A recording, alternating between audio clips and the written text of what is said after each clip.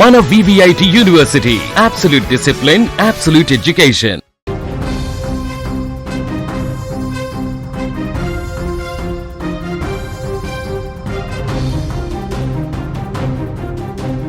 ప్రపంచంలోనే అత్యంత సురక్షితమైన ప్రదేశంగా భావించే వైట్ హౌస్ తుపాకుల మూతతో దద్దరిల్లింది.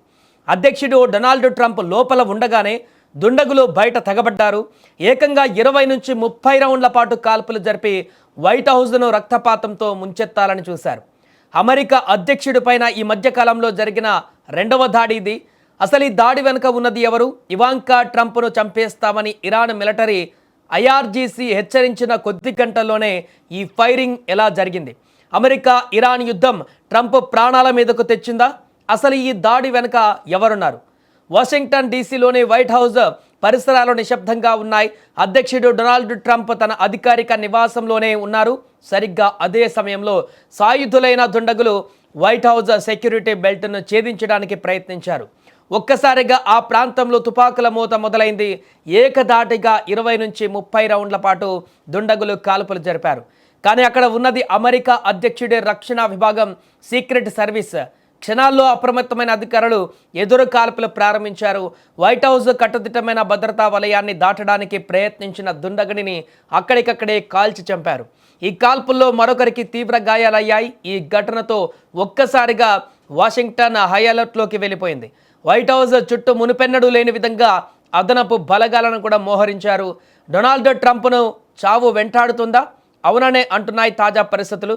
ఎందుకంటే గడిచిన కొద్ది నెలల కాలంలో ట్రంప్పై దాడి జరగడం ఇది రెండవసారి.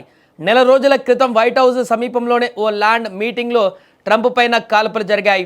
ఈ ప్రమాదం నుంచి ఆయన త్రుటిలో ప్రాణాలతో బయటపడ్డారు. ఆ గాయం మానక ముందే ఈసారి నేరుగా ఆయన నివాసమైన వైట్ హౌస్ని టార్గెట్ చేయడం ప్రపంచవ్యాప్తంగా సంచలనం రేపుతోంది. అధ్యక్షుడి అంతం చూడడమే లక్ష్యంగా శత్రువులు వ్యూహాలు రచిస్తున్నారని ఈ దాడి స్పష్టం చేస్తుంది. అయితే ఈసారి దాడి వెనుక కేవలం లోకల్ క్రిమినల్స్ లేరు.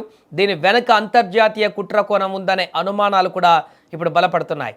ఈ కథలో అత్యంత షాకింగ్ ట్విస్ట్ ఏంటంటే వైట్ హౌస్పై కాల్పులు జరగడానికి కొద్ది గంటల ముందే ఒక భయంకరమైన హెచ్చరిక వచ్చింది. ఇరాన్కు చెందిన శక్తివంతమైన సైనిక విభాగం Islamic Revolutionary Guards Corps Donald Trump కుమార్తె ఇవాంకా ట్రంప్ను టార్గెట్ చేస్తూ సోషల్ మీడియా, అంతర్జాతీయ వేదికలపైన వార్నింగ్ ఇచ్చింది. ట్రంప్ కుటుంబంలో ఎవరూ సురక్షితం కాదు, ఇవాంకా ట్రంప్ను చంపేస్తామంటూ IRGC ప్రకటించింది. ఈ హెచ్చరిక వచ్చిన కొన్ని గంటల వ్యవధిలోనే వైట్ హౌస్ పైన 30 రౌండ్ల కాల్పులు జరగడం యాదృచ్ఛికంగానే కాదని అంతర్జాతీయ రక్షణ విశ్లేషకులు కూడా విశ్లేషిస్తున్నారు. ఎప్పుడైతే అమెరికా ఇరాన్ మధ్య ప్రత్యక్ష మరియు పరోక్ష యుద్ధం తీవ్ర రూపం దాల్చిందో అప్పటి నుంచి ట్రంప్ను టార్గెట్ చేయడం ఎక్కువైపోయింది. గతంలో ఇరాన్ టాప్ కమాండర్ కాసిం సులేమానీని అమెరికా దళాలు హతమార్చినప్పటి నుంచి ట్రంప్పై ఇరాన్ పగతో రగిలిపోతుంది. ఇప్పుడు మిడిల్ ఈస్ట్లో యుద్ధ ప్రారంభమైన తర్వాత ట్రంప్ తీసుకుంటున్న నిర్ణయాలు ఇరాన్కు మింగుడు పడడం లేదు. అందుకే ట్రంప్ను మానసికంగా, శారీరకంగా దెబ్బతీయడానికి ఆయన కుమార్తెను బెదిరించడం, ఆ వెంటనే వైట్ హౌస్ పైన దాడికి తెగబడడం వెనుక ఇరాన్ ప్రోద్బలం ఉందా అనే కోణంలో సీక్రెట్ సర్వీస్ మరియు FBI దర్యాప్తును ఇప్పుడు ముమ్మరం చేశాయి. ప్రస్తుతానికి వైట్ హౌస్ వద్ద పరిస్థితి అదుపులోనే ఉన్నప్పటికీ ఈ దాడి అమెరికా రక్షణ వ్యవస్థకు పెద్ద సవాలుగా మారింది. ఇరాన్ హెచ్చరికలు, వైట్ హౌస్పై దాడులు రాబోయే రోజులలో ప్రపంచ యుద్ధానికి దారితీస్తాయా? ఈ దాడికి సూత్రధారులు ఎవరో తేలితే ట్రంప్ ఎలాంటి కఠిన నిర్ణయం తీసుకోబోతున్నారు అనేది ఆసక్తికరంగా మారింది.